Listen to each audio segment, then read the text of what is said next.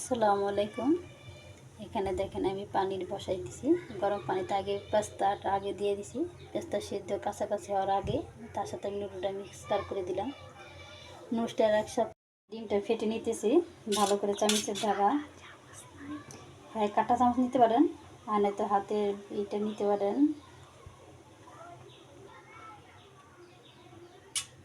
নুডলসটা আমি নামিয়ে নিতেছি চুলার থেকে।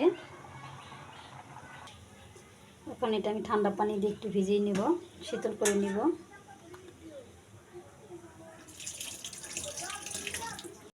এখানে পানি গরম করে একটু হালকা বরফ তুলেছি। এখানে একটু তেল দিয়ে দিতেছি পানির মধ্যে।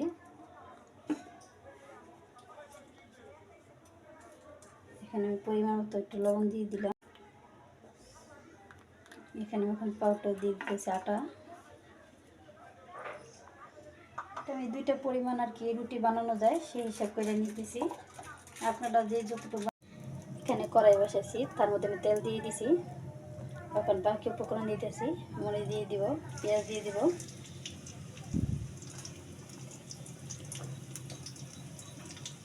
এখানে এখন একটু হলুদ থেকে মরিচ পাতা একসাথে মিলাম নিয়েছে, এটা একটু হালকা একটু পরিমাণ দিয়ে দিলাম।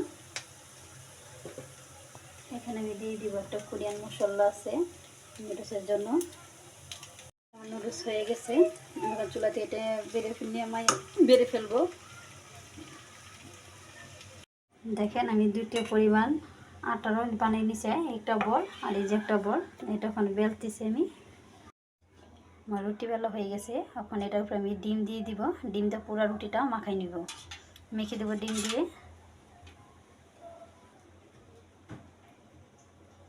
দেখেন পুরো এই যে আবার এটা একটু দিয়ে দিলাম। এখন রুটিটা চারপাশে আমি মিলে দিতেছি, সুন্দর করে হাতের দ্বারা মিলে দিব।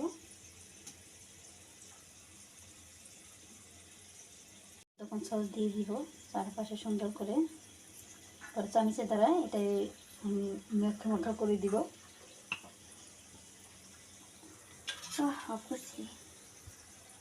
এখন চারপাশ দিয়ে সুন্দর করে এটা বোলটাই নিব এভাবে করে।